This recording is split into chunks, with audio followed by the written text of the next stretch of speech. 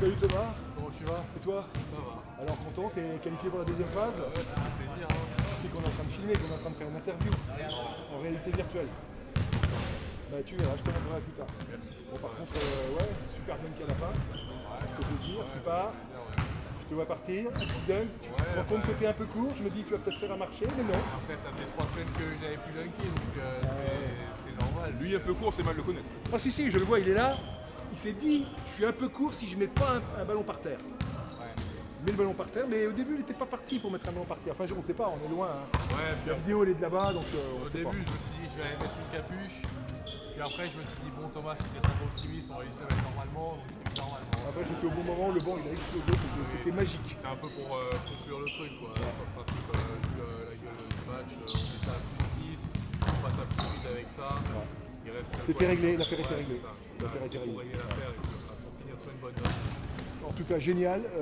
Nous on était là devant nos télés parce qu'on suivait en parallèle le match de Quimper. Parce que forcément il fallait, c'était bien beau de gagner, mais il fallait que Quimper perd. Et puis finalement. Lorient, pardon, oui, Quimper ils ont gagné. Alors, c'est ils ont la plus. Oui, c'est. Quimper, ils ont perdu un match chez eux, c'est contre nous quand même. Il a l'exploit, pareil. Ils sont tombés sur plus fort. Tu les vois pas. Ce jour-là, oui. Ce jour-là, clairement. Le match était propre.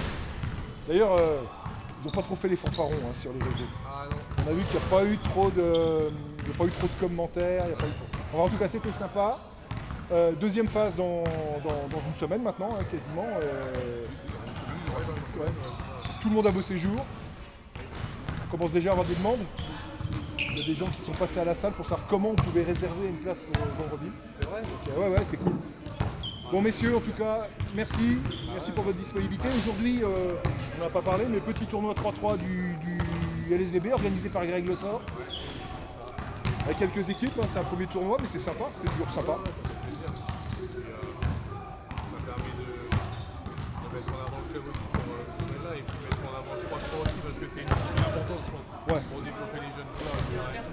Ça leur permet d'en donner un peu de liberté. C'est vraiment pas mal. D'ailleurs, l'assistant de votre équipe, l'assistant coach, vient d'être appelé en équipe de France, 3-3. C'est quand même, ça faisait longtemps qu'il était sur le sujet, mais c'est quand même une sacrée réussite. Et puis c'est surtout la reconnaissance d'un talent dans ce domaine. Quoi. Je trouve que c'est cool. Quoi.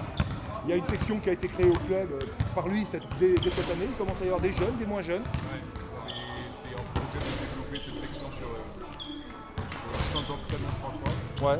Organiser des tournois, des stocks pour bien ici, une clinique d'entraîneurs et d'arbitres aussi.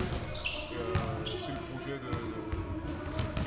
d'aller dans ce sens-là. De Clément, de toi j'imagine aussi. Ouais, c'est ton projet, donc c'est cool. Développer les équipes parce que nos jeunes joueurs, comme on a vu encore ce matin, des joueurs qui sont un peu moins à l'aise dans le 5-5, qui sont absolument très aptes dans le 3-3. Et le 3-3 peut être un accélérateur de développement de 5-5. Et donc ce serait tout bénéfique d'avoir des jeunes qui sont dans le 3-3 pour aider les équipes seniors du club plus tard en 5-5. Bien sûr, ça serait tout à fait. C'est la volonté. Moi je pense que c'est le chemin à prendre. D'autant plus que le 3-3 c'est quand même un basket qui est un petit peu différent.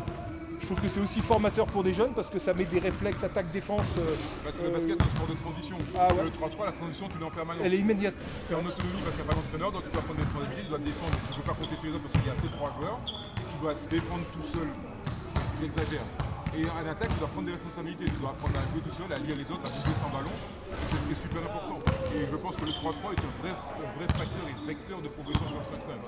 C'est pour ça que j'espère que le club sera structuré sur ça, sur les entraînements 3-3, pour les entraînements déjà pour les jeunes, et puis après pour les seniors, on ne va pas aller plus loin. Mais en tout cas, c'est quelque chose qui va être développé. Le comité est déjà dans cette optique-là avec Christophe Lavandé. Et si le club peut accompagner le comité sur ça, on va la promotion du 3-3 au sein du club et puis pourquoi pas derrière se montrer les équipes du club sur des tournois régionaux, voire nationaux.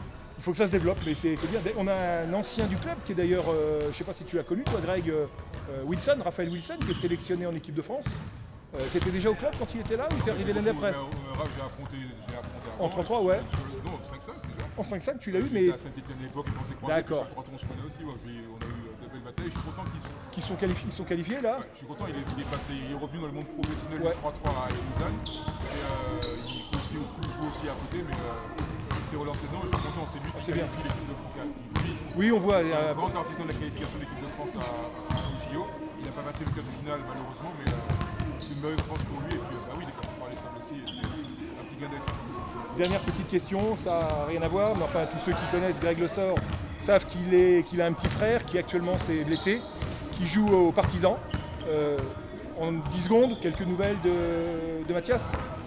En bonne voie de rééducation, d'athlétisation, il devrait revenir sur les parquets dans les temps impartis, dans les temps prévus. C'est bien, c'est cool, c'est plutôt une bonne nouvelle. Merci Thomas, merci Greg, à bientôt.